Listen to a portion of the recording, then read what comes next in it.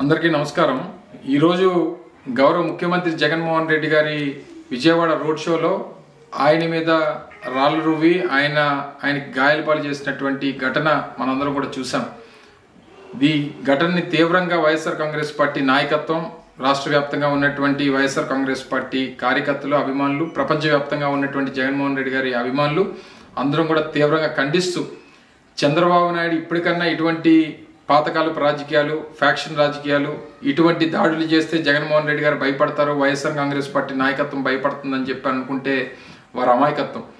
గతంలో ఇదే విజయవాడ ప్రాంతంలో వంగవీటి మోహనరంగ చావుకి, ఆయన మరణానికి, ఆయన హత్యకు కారకులైనటువంటి ఇదే తెలుగుదేశం పార్టీ ఇప్పుడు మళ్ళీ తిరిగి జగన్మోహన్ రెడ్డి గారిని మీద దాడి చేస్తే జగన్మోహన్ రెడ్డి గారు వెనకడుగేస్తారు, లేదా ఆయన రోడ్ షోలు మానుకుంటాడు, ఆయన సమావేశాలు మానుకుంటాడు అనుకుంటే అమాయకత్వం। ఆయన గడిచినటువంటి 15 రోజులుగా ఈ ప్రాంతంలో, ముఖ్యంగా ఆంధ్రప్రదేశ్ రాష్ట్ర వ్యాప్తంగా చేపడుతున్నటువంటి రోడ్ షోస్ కానీ, ఆయన సమావేశాలు కానీ, సభలకు కానీ వస్తున్నటువంటి లక్షలాది మంది జనాన్ని చూసి ఓర్వలేనితనం, నేను 3 పార్టీలతో పొత్తులు పెట్టుకున్నా సరే నాకు ఎక్కడ కూడా ప్రజాదరణ రావట్లేదు, నేను మళ్ళీ ఓడిపోబోతున్నాను అనేటువంటి ఒక ఉద్దేశంతో ఈ రకమైనటువంటి చర్యలకి, కవ్వింపు చర్యలకి చంద్రబాబు నాయుడు పాల్పడతా ఉన్నారు। ఇది సమంజసం కాదు। ప్రజలు, ప్రజాస్వామ్యం అన్నిటికంటే గొప్పది। డెఫినెట్గా రేపు రానటువంటి కాలంలో, రేపు మే 13వ తారీఖున జరగబోయేటువంటి ఎన్నికల్లో మళ్ళీ 2019 ఫలితాలనే ప్రజలు రిపీట్ చేస్తారు। జూన్ 4వ తారీఖు తర్వాత ఈ రాష్ట్రంలో మళ్ళీ తెలుగుదేశం పార్టీ అనేటువంటిది లేకుండా చేసేటువంటి బాధ్యత కూడా ఈ రాష్ట్ర ప్రజలు చేస్తారు। జగన్మోహన్ రెడ్డి గారి మీద జరిగినటువంటి ఈ దాడి, ఈ ఘటన తీవ్ర దిగ్భ్రాంతికి రాష్ట్ర ప్రజలందరికీ కూడా లోనైనటువంటి విధంగా చేసింది। దీనికి నేను వైఎస్ఆర్ కాంగ్రెస్ పార్టీ నాయకుల్ని, కార్యకర్తలని అందరినీ కూడా కోరుతా ఉన్నా, సంయమనం పాటించండి।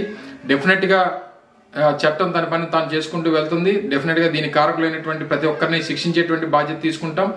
రానటువంటి కాలంలో తెలుగుదేశం పార్టీ ఇటువంటి చర్యలు మానుకుంటే మంచిది। ఎందుకంటే ఆయన కూడా రోడ్ల మీద తిరుగుతున్నాడు, చంద్రబాబు నాయుడు గారు కూడా రోడ్ల మీద తిరుగుతున్నాడు। వైఎస్ఆర్ కాంగ్రెస్ పార్టీ నాయకులు కానీ, కార్యకర్తలు కానీ, అభిమానులు కానీ ఏదన్నా మేము కూడా చేయాలనుకుంటే ఒక క్షణం కూడా ఆలోచించాం। కానీ ప్రజాస్వామ్యాన్ని అన్నిటికంటే గొప్పదని చెప్పి భావించేటువంటి వైఎస్ఆర్ కాంగ్రెస్ పార్టీ నాయకులు, కార్యకర్తలు డెఫినెట్గా సంయమనం పాటిస్తారు।